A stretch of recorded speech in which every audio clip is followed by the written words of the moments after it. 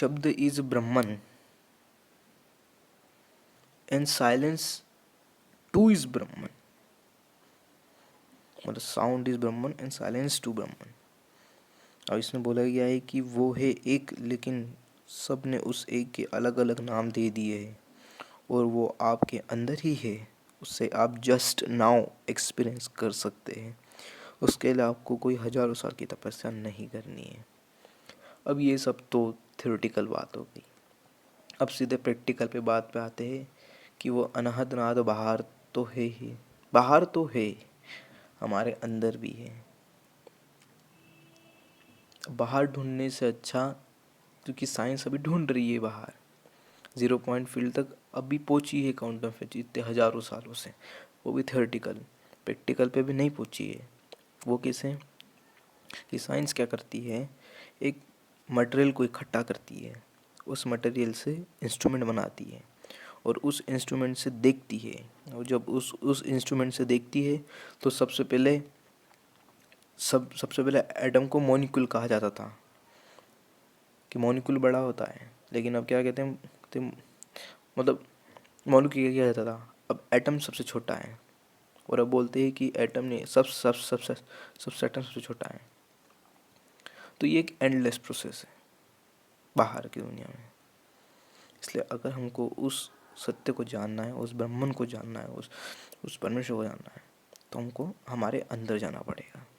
और उसको ढूंढने के लिए कोई 20-30 साल की ज़रूरत नहीं है। वो पहले के योगियों थे जो कंफ्यूज हो गए थे, वो उसे बाहर ढूंढ रहे थे, अपने अंदर कहाँ ढूंढ रहे थे, बाद में मालूम पड़ा वो अपने भीतर ही है, न जाने क्या काम किए। तो अब ये सब बात तो थ्योरी में हो गई, अब प्रैक्टिकल की बात करते हैं। देखो क्या होती है कि हमारे अंदर 2 प्रकार की आवाज़ है। एक जो बाहर हम संसार में सुनते हैं, अभी मैं बोल रहा हूँ ये एक आवाज़ हुई, ये जैसा ठक ठक हुआ, ये आवाज़ हुई। लेकिन ऐसी भी कई आवाज़ें हैं जिनको हम नहीं जानते।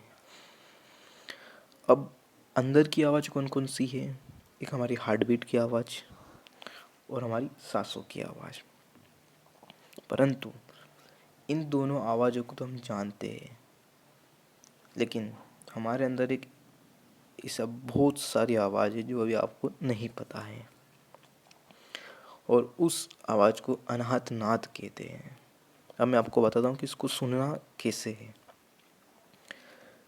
क्या क्या करना है कि मेडिकल पे ईयर प्लग्स मिलते हैं, को 10-15 रुपये इसके ईयर प्लग मिलते हैं, वो आप ले सकते हैं।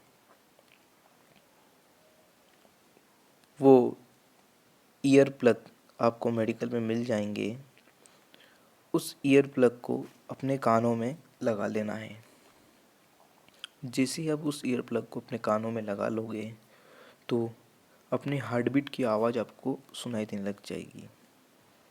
अब उस हार्ट बीट की आवाज़ को सुनते सुनते जाओगे तो आपको पीछे से, मतलब उस हार्ट बीट आवाज़ के पीछे से एक पतली सी आवाज़ सुनाई देगी।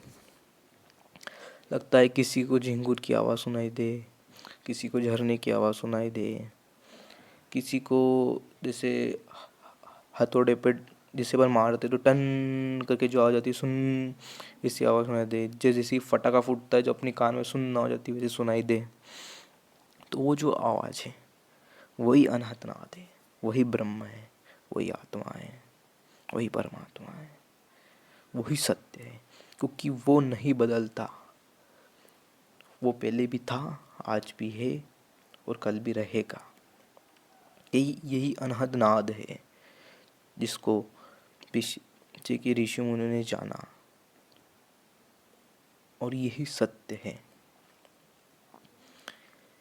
इसको आप सुन सकते हो, और फिर जब आप उस हार्ट बीट के पीछे की आवाज़ को सुनोगे तो उस पे उसको सुनना है। अब हार्ट बीट की आवाज़ को छोड़ देना है और उसको सुनना है। उसको सुनते जाओगे और आपको पीछे उसके बाद एक और एक आवाज़ सुनाई देगी। ऐसा लगेगा कि वो आई और चली गई, तो उसको नहीं पकड़ना, जो उसके बाद वाली साउंड जो आ रही थी उसको पकड़ना, उसको सुनना। और जब वो बहुत स्ट्रांग हो जाए तो ऑटोमेटिकली वहाँ पीछे से आवाज़ आने लग जाएगी। ऐसे करते करते करते बहुत पूरा म्यूज़िक ही हमारे अंदर। और जब आप उस आखिरी वाली आवाज़ पे पहुँच जाओगे, जो ओम की आवाज़ है, जो ओम की आवाज़ है, तब आपको उस सत्य का अनुभव होगा। तब आपको उस सत्य का अनुभव हो जाएगा। अभी भी आपको उस सत्य का अनुभव हो रहा है, बस आपका चित्त बाहर था। अब अपने चित्त को अंदर लाइए और सत्य को अनुभव कीजिए। और जब आपको सुनाई देने लग जाएगा, तो आप प्रश्न पूछिए कि ये क्या है। इसी को अनक्रिएटेड साउंड कहा गया है, क्योंकि ये कहीं से क्रिएट नहीं हो रहा है। और यही जो अनाहत नाद है, जो साउंड है ना, जो साउंड है, ये आदि में था और इसी के द्वारा सब कुछ बनाया गया, और आज भी है और ये कल भी रहेगा। और देखो, यही मेरे अंदर भी है, आपके अंदर भी है, उस सारे जितने भी लोग हैं, जितने भी जानवर है, जितने भी मनुष्य, सब के अंदर ये है। आप इसको सुन के देखिए और फिर इसके बाद एक्सपीरियंस कीजिए। यही सत्य है, यही ब्रह्म है, यही वो आत्मा है जिसको ढूंढने के लिए कोई भी साल की जरूरत नहीं, ये तत्काल अनुभव किया जा सकता है। इसलिए अष्टावक्र ने राजा जनक को ये कहा गया है कि यदि तू शरीर से आत्मा आत्मा मतलब ये अनाहत नाद को पृथक विचार करके इस अनाहत नाद में अंडरस्टैंडिंग यानी समझ को स्थिर करके स्थिर हो जाएगा, तब तू तत्काल सुखी शांत होता हुआ बंधन से मुक्त हो जाएगा। अब इनने बोला कि यदि तू शरीर से आत्मा यानी अनाहत नाद को पृथक विचार करके, समझ के लेवल पे है, ठीक है, और अनाहत नाद में समझ को स्थिर करके। अब देखो, हम स्थिर वहाँ पर हो सकते हैं जो स्थिर है।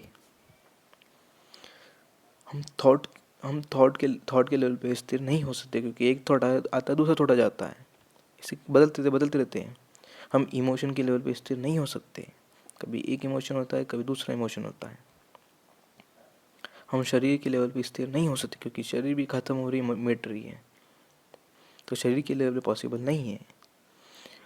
थॉट के लेवल पॉसिबल नहीं है, इमोशन के लेवल पॉसिबल नहीं है, फीलिंग के लेवल पॉसिबल नहीं है, वो केवल समझ के लेवल पे पॉसिबल है।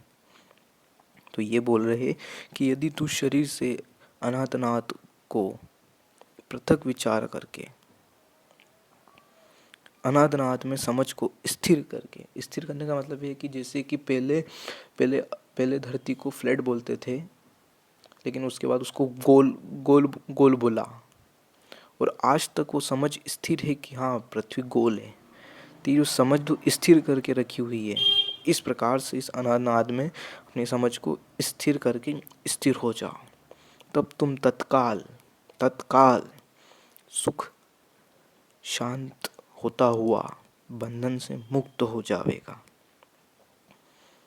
वैसे अगर ये तो शरीर के बारे में कहा, ये अगर आप अपने आप को मन कहते हैं कि मैं मन हूँ, तो भी इसमें कहा गया है कि यदि तू अंतकरण में अपना आता है मन, बुद्धि और अहंकार से अनाहत नाद यानी आत्मा को पृथक विचार करके इस अनाहत नाद में अपनी समझ को स्थिर करके स्थिर हो जाएगा, तो तत्काल तो सुख शांत होता हुआ बंधन से मुक्त हो जाएगा। तो ये अष्टावक्र जी ने राजा जनक को कहा गया है, सब इसी की बात कर रहे हैं। आप इसको सुन के देखिए, और जब आपको ये सुनाई जाएगा, तब अपने आप से ये पूछे कि इसको कौन सुन रहा है, हु एम आई, कौन सुन रहा है। और जब आप ये प्रश्न पूछोगे, तब आपकी जर्नी शुरू होएगी कि मैं कौन हूँ। तो जैसे ही आप मैं कौन हूँ का प्रश्न पूछते हैं, और जैसे आप सेल्फ इंक्वायरी करना शुरू करते, उसको सुनने के बाद, तो आपको पता चलता है कि ये जो सुनाई दे रहा है, ये मैं ही हूँ। पीछे योगियों ने जिस मणि को ढूंढने के लिए इतने हजारों वर्ष लगा दिए थे, उस मणि को ढूंढने के लिए हजारों वर्ष लगा दिए थे, बाद में पता चला कि वो मणि मैं खुद ही हूँ। और आप अभी क्या कर रहे हो? अब आप अभी पत्थरों को मणि समझ रहे हो, मतलब इस दुनिया का पैसा, और उसको इकट्ठा करने के लगे हो। और पूरी जिंदगी निकल जाएगी उस पत्थरों को मणि समझ के इकट्ठा करने पर, लेकिन कभी उस मणि को ढूंढ नहीं पाओगे। इसलिए इसलिए उस मणि पे भी ध्यान दो जो आपके अंदर है, और वो मणि आप खुद ही हो। धन्यवाद। Thank you ji.